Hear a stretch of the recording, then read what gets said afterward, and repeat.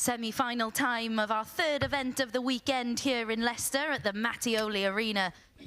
Two players who have certainly reached this stage before. For Lorraine Hyde, looking to advance past the semi-finals for the first time and make her first final. It's her sixth semi. Lost the previous 5. As for Katie Sheldon, she's through to her 9th semi-final, has reached the final twice before. Playing some very good stuff indeed. But really interested, actually. The first time we're seeing Lorraine Hyde on the streaming board this weekend. And last year, well, she showed a great deal of promise. And she was certainly one of the players in the bracket of players that we thought she could be the next player to break through and win a women's series event. Both of these, in fact, in that bracket. And it is Katie who's won the ball and will get us underway in this semi-final. And it's felt like that for quite some time, hasn't it, for Lorraine Hyde? A player that's sort of been knocking on the door for a while, but never really took that next step where she starts to challenge at the back end of these events. She, let's say, reached the semi-final on a few occasions, and now we'll probably look at this one as being the one. When you look at how the draw's gone and those players that have sort of dominated Women's Series darts over the years, she's got a shot here against a player who's yet to pick up a title in Katie Sheldon, but someone we've been saying all weekend could be the story of this weekend. She's a couple of games away from doing so, and did register that big win yesterday against Bo Greaves. So if she was to play the women's #1 in the final, recent form suggests she'll be very competitive. Lorraine Hyde could have a lot to say about that, though, you feel. 70. It could, of course, be Bo Greaves that the winner of this one faces in that final. 60. She's 1-0 up on Angela Kirkwood, wasted no time at all to take that opening leg. I'm sure that'll be another competitive semi-final as well. 45.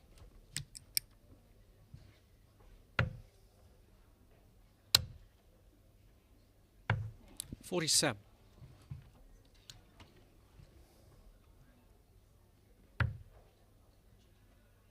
You mentioned this being the opportunity potentially for Lorraine Hyde in a semi-final. The others that she's played in, she's lost to Fallon Sherrock, Bo Greaves, Anastasia Dobromoslova, Dieter Hedman and Noah Lynn van Leuven.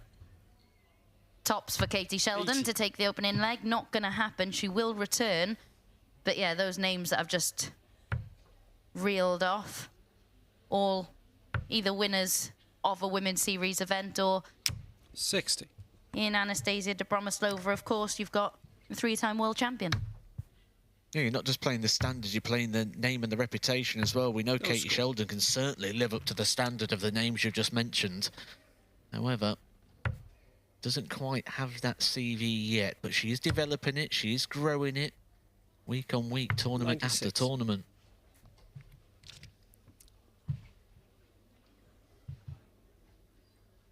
Just a little pause and a reset as she came in there. Takes the opening leg. And this an interesting game as well, looking ahead for both of the players. When we look at the Women's World Match Play race, we are talking about Katie Sheldon being someone who could come off the pace and potentially steal a place if she can win a title somewhere along the way. But Lorraine Hyde is actually higher ranked on that order of merit than Katie Sheldon. Currently 14th. Just 6 places off the positions for the match play. So a deep run here today is going to certainly strengthen her case as we're really getting into the business end of that particular order of merit. Yeah, Katie Sheldon, of course, involved in the inaugural staging of the women's match play, and then very interesting situation last year, actually. The final event before the cutoff, Aileen de Graaf had let the tournament director know that she wasn't going to play in the match play, even though she was in one of the spots to do so. So Katie Sheldon ended up playing on in a match where she had absolutely no idea. She thought she needed to win that match to have any chance. It turned out she was already through, or pretty much, and then just had to watch other results unfold just to confirm her spot. very sadistically, I quite enjoyed watching that scenario. Yeah. Because we were sat together up on like a balcony, we could see it all through the windows. We saw the disappointment when she lost the game and thought it was over, then the joy to find out she was potentially in, but then the nerves to watch other results happen and see them get ticked off to make sure she did confirm that space. Yeah, and the real beauty was that it was actually a friend of hers. This would be a beauty as well, just misses tops. It was actually a friend of hers that she needed to lose in order to confirm her spot. She was pacing up and down, wasn't she, in the room, but hoping to 58. take care of business herself without relying on things like that this time around. Game shot.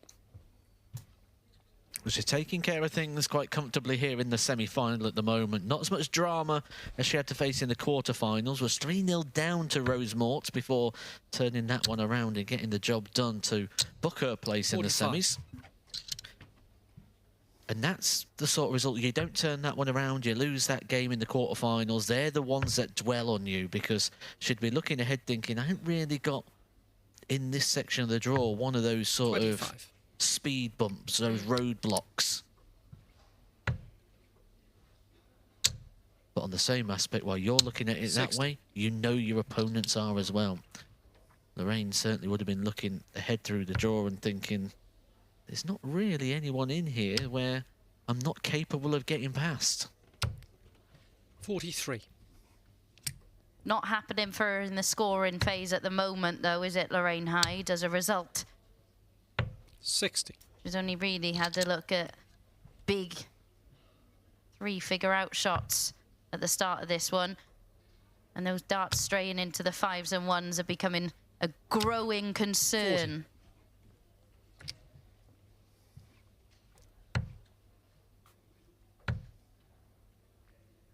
45.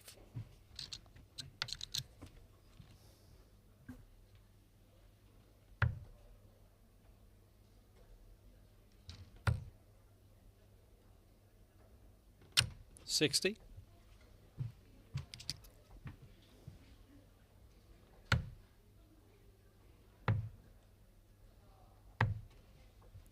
75.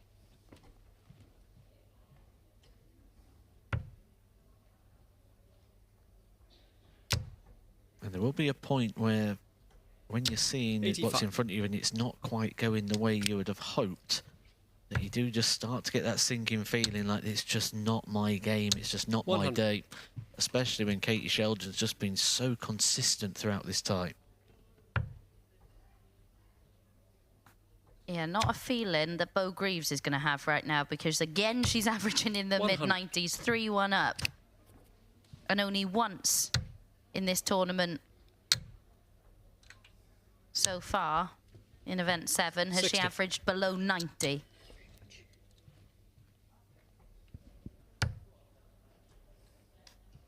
And that's pretty much the story of Lorraine's match so far, isn't it?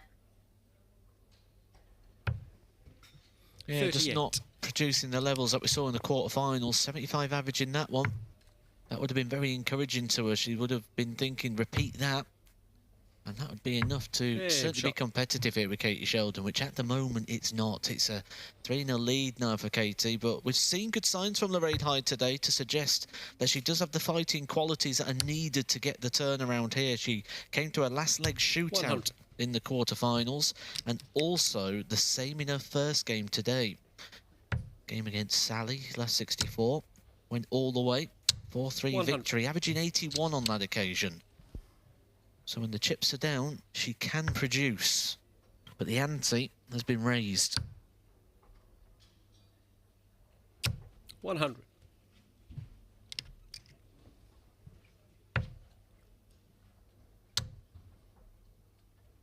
$60.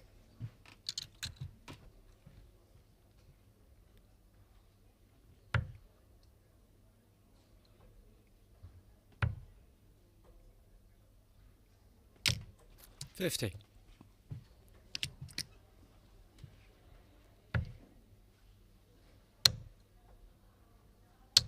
100. She really does power those darts into the board, doesn't she, Katie Sheldon? A lovely action to watch. Launches them in with such force. 60.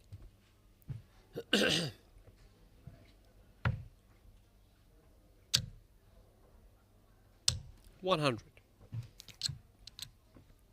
She does everything with a bit of pace, doesn't she? Gets there quick, gets the darts out quick. She's behind the opponent before they've even thrown a dart. Everything done in top gear. 80. And that is an unfortunate situation there for Lorraine Hyde. That forces the next shot to have to be a 3-dart combination. And in this situation, with the darts, when it's getting a bit 95. tight, those sort of things can be the final nail in the coffin to some. Shot still on. Treble 20 for the ball. Not going to go, and Katie Sheldon now instantly starts the preparations 39. for a potential 4-0 lead.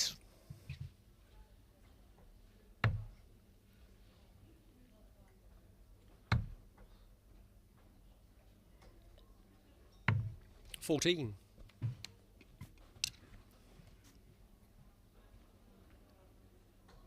Chance now for Lorraine Hyde. It is just a hold throw, but something to cling on to. Maybe a 52. path back into this one. Flight in the way, wasn't it? Bit too Yeah, close.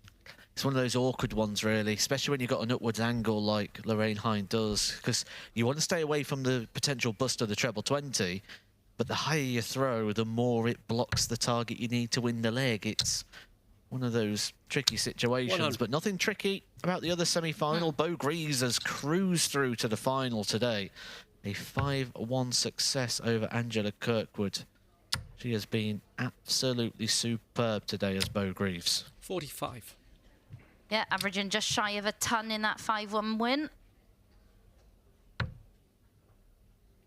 Kind of goes without saying, doesn't it? The winner of this will have to 140. up it somewhat to compete if Bo Greaves maintains the level she's shown throughout this event. 100.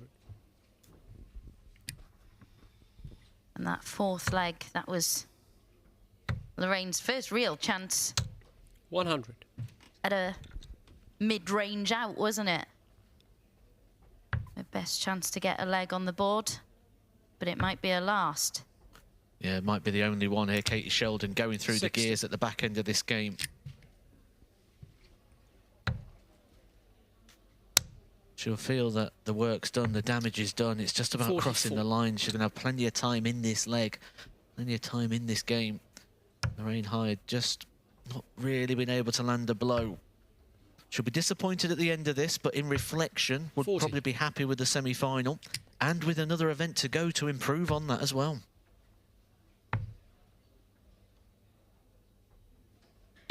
$97. Misses a dart at tops, but she'll return with 3 in hand. You mentioned another event, and Lorraine Hyde's got a bye through the last 128, so she awaits an opponent in the last 64. 140. As for Katie Sheldon, it's Felicia Blay up first for her in the final event of the weekend. But she's got Game one shot more and the match to match. play in the penultimate event first, because Katie Sheldon has set up a final meeting with Bo Greaves.